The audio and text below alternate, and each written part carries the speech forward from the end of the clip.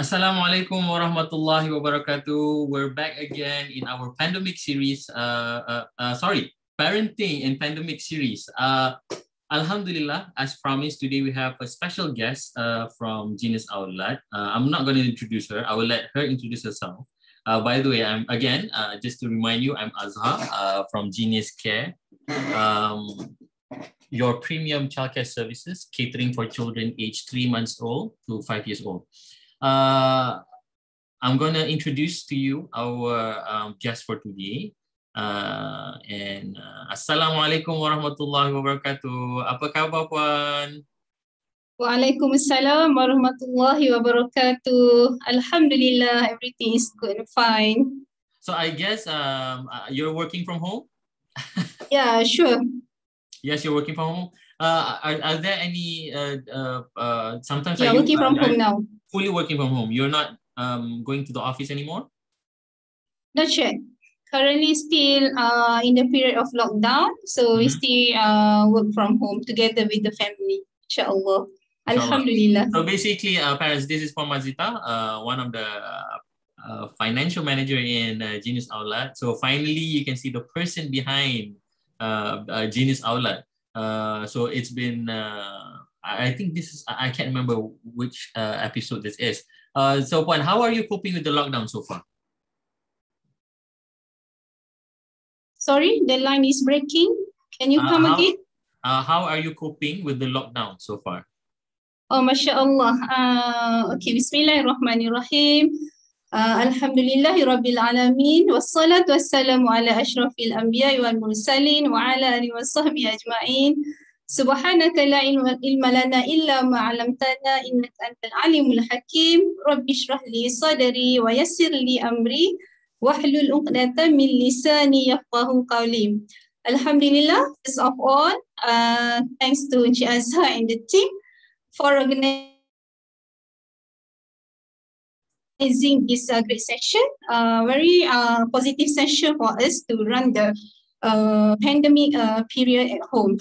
And then I also want to take this opportunity to thank you to all the parents of GENIUS AULAD across the country for supporting GENIUS AULAD for about 20 years. GENIUS AULAD in this industry. Alhamdulillah, MashaAllah. So back to your question just now, how I run working from home together with the family. Alhamdulillah, I use the 10-minute tips, which every morning. Wait, what?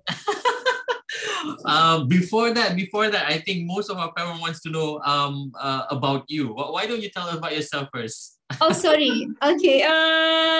Thank you, Encik Azhar. I am Normazita Ismail, one of the finance team members, the person behind the figures of GENIUS AULAD financial report. Awesome. I'm here with other team members of the other department, of the management team across the country. That is GENIUS AULAD have all the branches in Malaysia. We are together to drive company to be, inshallah, the leader of the best Islamic preschool in Malaysia, inshallah. Ameen. How long have you been with GA, Puan?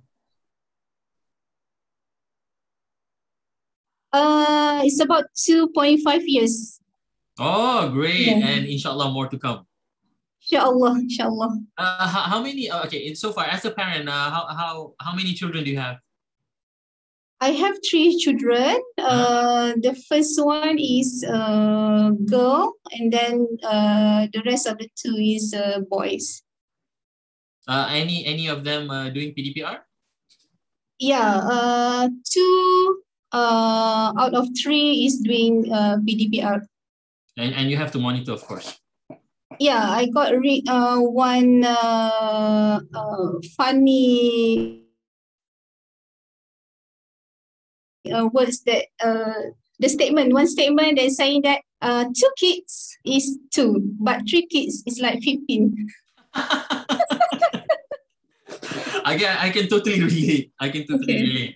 I have two boys of myself of my own, and also one girl, the last one. Wow, So that's great.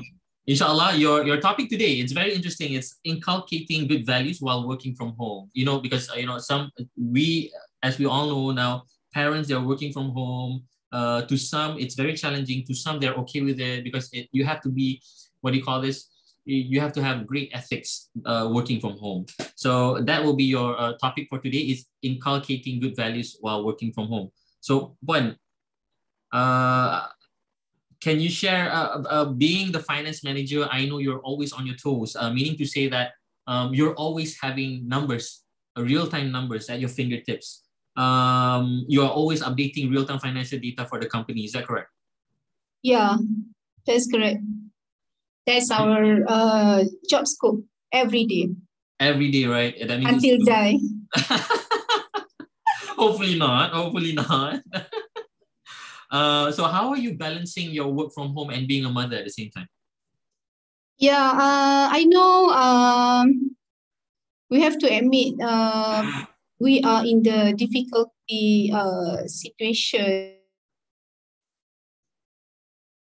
including the maybe some got the emotional difficulties. But I remember my lecturer when I was in university, he got said that there is always opportunities in the difficulty. So in line with if we recite Surah Al-Inshirah, Inna ma'al usri yusra. Sorry, fa inna ma'al usri yusra. Sorry. Inna ma'al usri yusra. Indeed, there is an ease with the hardship that Allah has set us. Allah mentioned and repeated twice in that surah. So I believe in the difficulties that managing career with the family during lockdown period is a tough task, but we have to. I mean, like myself personally, I take some tips to guide me every day to juggling. Great. Yeah, Would you share with us the tips? juggling my career with my family. Yeah. So Would you you want care to to know share the tips? what are the tips? Of course. Not just me. I Okay. think parents who's viewing us, they really want to know what are the tips.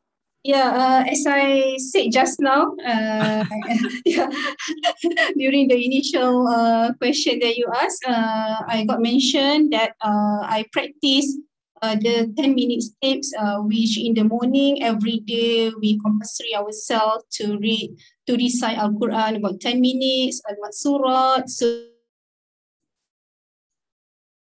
that we really start our life depends on our God, insyaAllah, Allah Subhanahu Wa Taala. So we put the effort to seek for Allah's help so that our tasks every day, daily tasks, either managing career or managing a family during working hours is smooth. For example, before 9 o'clock, for you to know, we always say that mother always got 2 office in a day, which is one is the home office, another one is the office that is The real work office. office.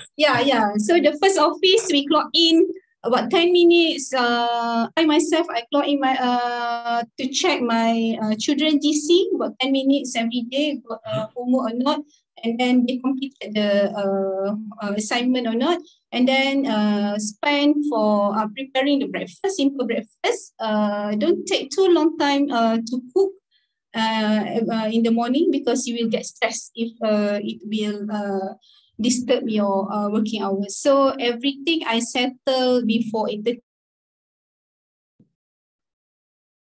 or before 9, then 9 o'clock, 9 to 5, I smoothly can sit down, focus with my laptop, and then communicate closely with my team members. For me, there is no reason for us cannot communicate with team members. because nowadays we have internet. So we have our accounting system in our laptop, at our house. So shouldn't be a problem for us to complete our tasks every day. Puan, I would like to ask, I'm very interested when you say that you have to be, all the cooking has to be done before 8:30. Is that correct? When you mention all the cooking, is it just breakfast or it's breakfast and lunch? No, I only do for the breakfast because I need to cut my cooking time. And for lunch, I will do like about 12:45 or 1 o'clock. Make sure, this also another tip for the working mother. Make sure we already prepared the raw night before. Oh, okay, So you will reduce the cooking time.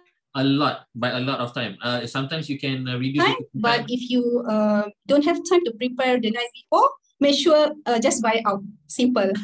Because you need the because 1 hour rest is for entertaining your family, to have lunch, and then you have to pray. So you you have to go back to your office table at 2 o'clock. So if you can't manage that 1 hour 1 hour lunchtime, for sure you will get myself will get stressed. So better we manage properly and focus and calmly can do the office work then. Oh, I totally understand. When you say that to prepare the items, the raw materials before cooking, sometimes in cooking, it will take half an hour of your time just to prepare the raw materials. Because I usually cook at home as well, and I know the preparation is, that's why in kitchen they have sous chef where the chef dia minta tolong orang untuk potong, dia masak aje. Yeah. So you ada sous chef ke dekat rumah? Ada penolong chef? That's another is to juggle our career and our family during lockdown period. We have to ask help from our spouse or our children to manage our life smoothly during the day. I also train my children.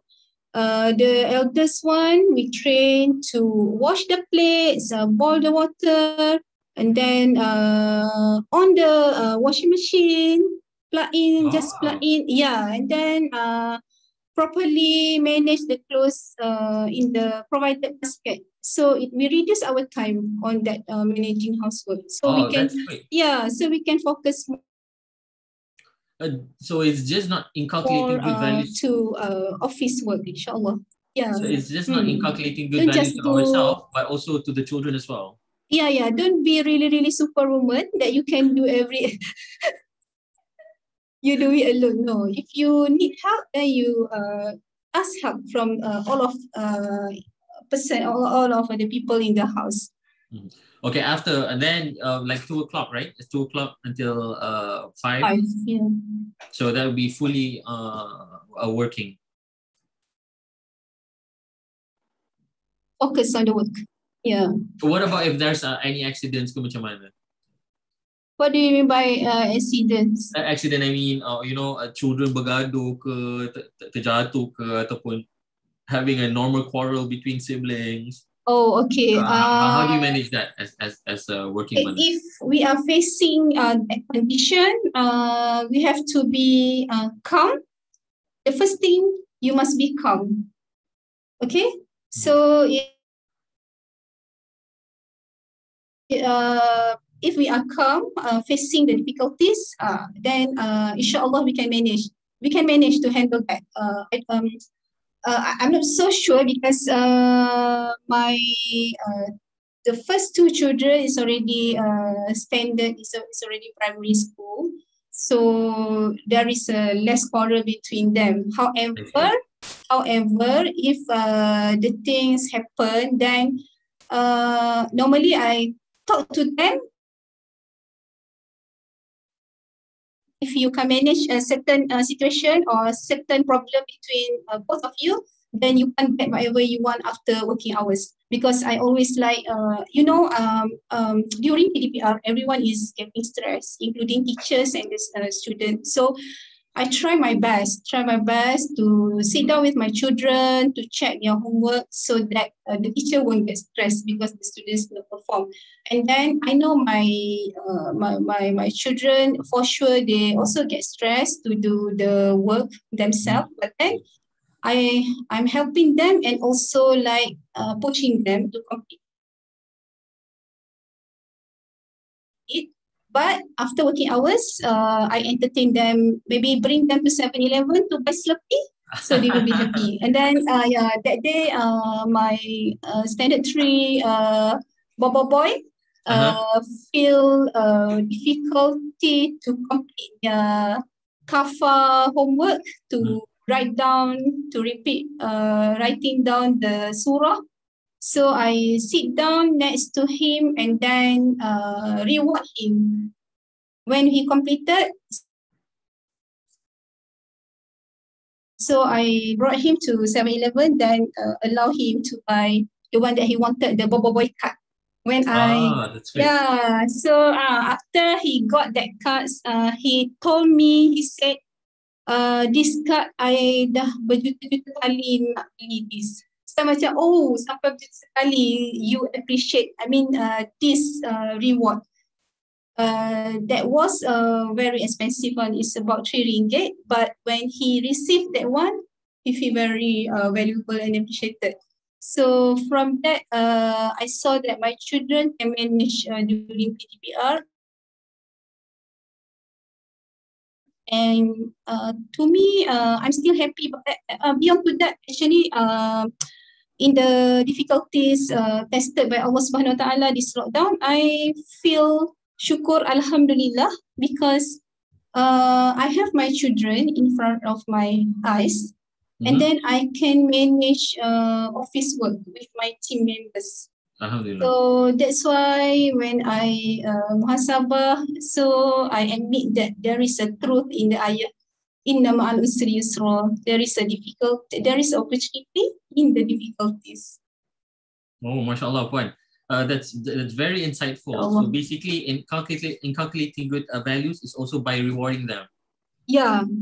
Okay, Puan. That's like for the children, kan. What about ourselves as a staff? You know, macam certain people, to some, they are easily adapting to the lockdown, meaning working from home. But to certain others, it's quite hard for them to adapt to this lockdown, meaning looking at the computer from morning until evening.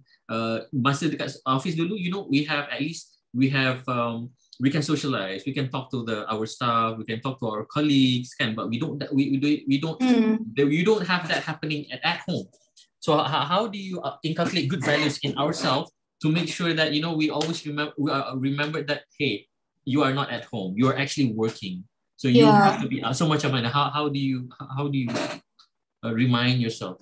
To me, this is another tip that I want to share with others, outsiders, as well as with my team members too.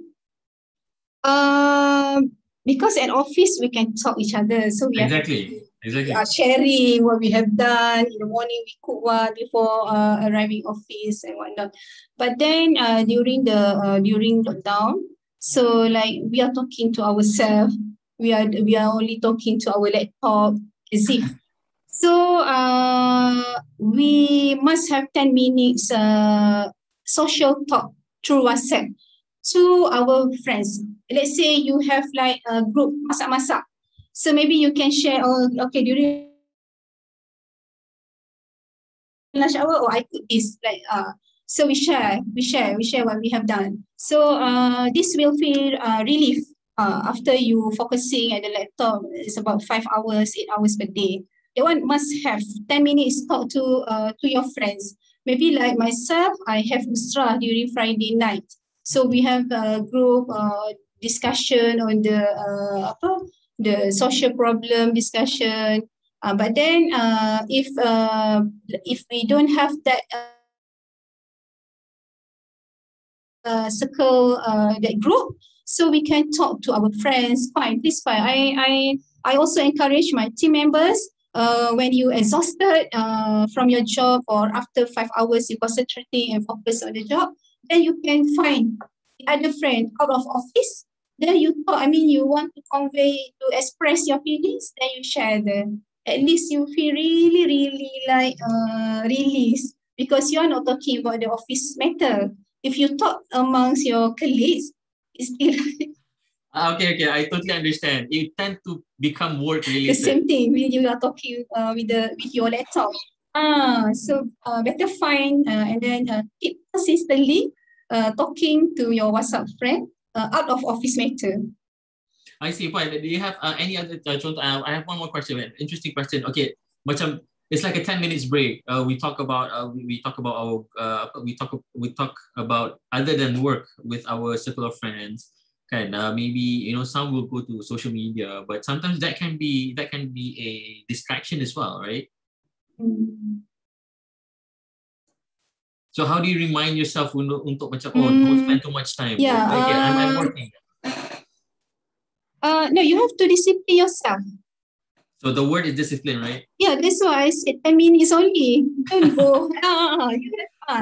Because we know sometimes people they tend from 10 minutes it can become 1 hour. Okay, that's why Encik Azhar, I want to share something. Okay, I also guided by the book. Okay. Book is also my friend.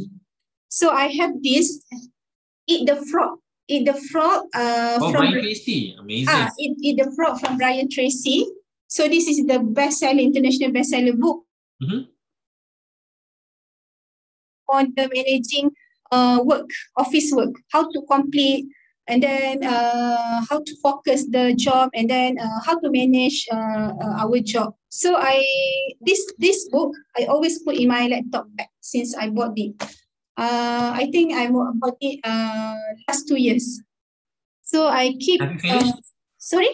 Have you finished? Yeah, finish. But then I only take like few seconds only. If I feel like exhausted, I feel down, I feel like I cannot complete my work, then I open one page and then I just read 2 sentences, and then it's already impact myself and energize myself to proceed the job. So I think this is another way for us, to guide us from deviation. As a reminder. It's a reminder. It's really remind. If you feel like forwarding the book, forward it to me. No problem. Paying it forward. And there's a movement. Paying it forward after you've read it, you pass to a person. So that it will benefit other people. If I'm not mistaken, I've read this book. I think dah lama dah. I think I should revisit. And can you share with us just one what do you call this content that really impacted you from the book? Wait, I always suddenly open the page. All right. Okay. So okay. I got one sentence. Cara yang hebat untuk berjaya is berfikir di atas kertas. So you know what does it mean? You know what does it mean berfikir atas kertas? This is you have to do things to do list on the paper every day. When you want to start the work, you have to do. So I always do every day I do, but now I'm not doing on the paper. I'm doing using the sticky note on the laptop screen. So I normally on Monday, I list down whatever come across on my mind to complete for the office work. And then it's good actually, because when you click another sheet, then sticker note pop out. So it reminds you, this one you haven't completed. And then let's say it's already finished, your work hours finished already 5 o'clock in the morning on the Monday. Then you can continue on Tuesday, and then seterusnya Wednesday, and finally, let's say we completed that job, that task, that things to do on Friday. So that Friday, you feel very, very satisfied because you have achieved your targeted list. Amazing. Yeah, it's really amazing. I don't know how to express my feelings on that, but the satisfaction is there when I can do that things to do. Amazing, Puan. Thank you for sharing. At the end of the day, when in inculcating good values, be it our children or be it ourselves, I think the main keyword is discipline. Yeah, discipline and kemahuan from diri sendiri. So don't feel that we can do. Try to find the ways and the effort for us to improve every day. Don't say that, the rest can do, that's why they can succeed. No, I can do, I can succeed. No, actually, Allah has given the equal chances for us to succeed because we are given the brain, the akal, and then it depends on us to find or not to find. Especially nowadays, we have a lot of material to read and to motivate us in the internet. So finally is on ourselves. So make sure we receive every day, every morning we receive, we only take the positive vibes for us to success, inshallah. Amazing. Puan, any last words for our parents who are struggling in to inculcate good values towards themselves and also to the children or family? Inshallah, we are as a woman, career woman, and also as mothers, having family, having office work. We at the end back to our intention. So we put the intention that what we are doing, what we have done, and what we will do is a sadaqah for our family, and then as an ibadah to Allah Subhanahu Wa Taala, and then also a contribution. We are as a Khalifah fil ard, as a contribution to Ummah. So every single thing that we do in office, also to our children, all will be taken into the accounts by Allah Subhanahu Wa Taala, inshallah.